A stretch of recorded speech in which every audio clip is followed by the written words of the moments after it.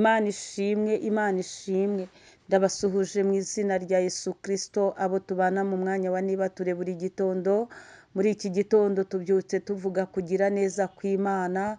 Muri iki gitondo tubyutse dushima Imana. Muri iki gitondo ni igitondo kidasanzwe. Imana yakurinze nanjye yandinze, iguhaye gifuti kongereye iminsi yo kubaho. Urabyutse urahumetse biremera, Imana nishimwe. Haleluya, haleluya. Imana yakurinze, Imana yabanye nawe, Imana yigaragaje, Imana nishimwe. Haleluya, haleluya. Imana ihabwe icyubahiro. Iki gitondo tubyutse tuvuga kugira neza kw'Imana. Imana ishimwe cyane. Nyemerera aho uri hose, aho ugiye hose, wongere uhereze Imana icyubahiro, uvuge kugira neza kw'Imana. Muri byose wongere ubanze Imana. Njya nkubwira ngo bwira Imana ikugerere hahandi utagera. Aho utagera ni mu mutima w'umwana w'umuntu mubana mwanararanye mugendana. Umwana w'umuntu ni ikiremwa gitangaje cyane. Ibyo akugambiriraho ntabwo ubizi, nk'uko nawe ibyo ugambirira kumugirira atabizi. Icyo nakubwira rero muri iki gitondo, banza Imana, umubanzeho Imana.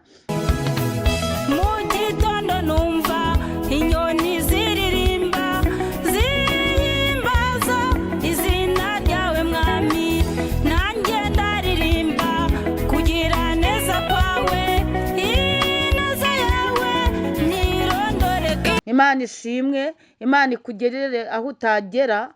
Turacyavuga ku mbabazi z'Imana. Imana ikugirire imbabazi, wongere uyibone mu izina rya Yesu Kristo.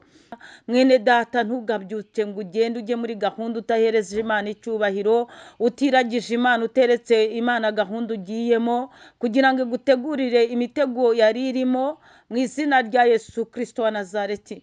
Muri kumwe na Bishop Leonira, umushumba w'itorero Elayono Mountain Church mu Rwanda. Ndagusuhuje mwene data uri ku migabane itandukanye y'isi. Ndagusuhuje mu Kristo w'itorero Elayono Mountain Church mu Rwanda. Ndabasuhuje inshuti zanjye mwese tubana mu mwanya wa nibature buri gitondo. Tujya dubyuka dusenga dushima Imana. Izinga ijoro rikazingura amanywa. Imana ihabwe icyubahiro. Munyemerere duvuge ku mbabazi z'Imana.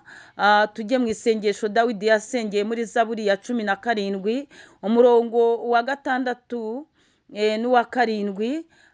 Dusome mu izina rya Yesu Kristo. Handitse ngo Mana ndakwambaje kuko uri bunsubize. Tegera ugutwi ko uwumve ibyo mvuga. Erekana imbabazi zawe zitangaza. Haleluya.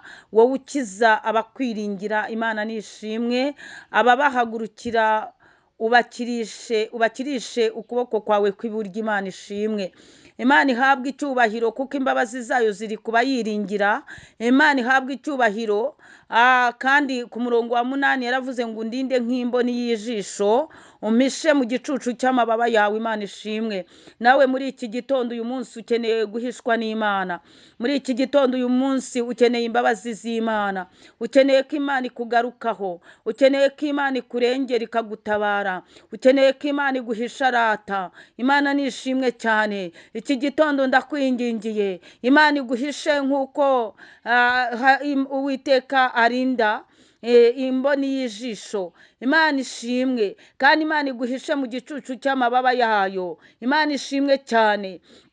Muri iki gitondo ndi kukwingingira kuko ndabizi ko ibiguhiga nanjye, kandi nuko nanjye ibihimiga ntabwo biba ari bike, ni byinshi cyane. Hari ibyo tubonesha amaso, ariko ibyo Uwiteka aba yagiye yica akabyica akabizingira mu ijoro ritambutse, ibyo bikagenda biyoyoka, ni byinshi cyane. Reka nkubwire rero nawe wongere uce bugufi, kuko ijambo rya bitubwiye riratubwira ngo erekana imbabazi zawe zitangaza, wowe ukiza abakwiringiye. Uwiteka akiza abamwiringiye. abamwiringira bose. Uwiteka akiza abamushakana umwete bajya bamubona, ngo nkunda banshakana umwete bakambona.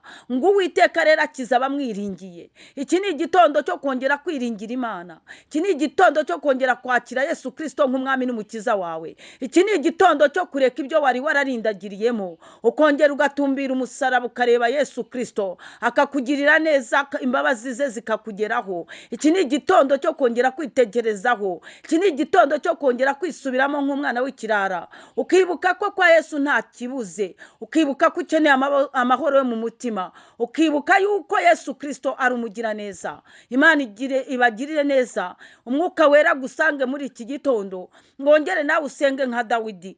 Imana yerekana imbabazi zayo zitangaza ku buzima bwawe, kandi Uwiteka kurinde nk'imboni y'ijisho, kandi aguhishe mu gicucu cy'amababa ye. Imana ishimwe. Shalom shalom, muhahe muronke mugendane n'Imana.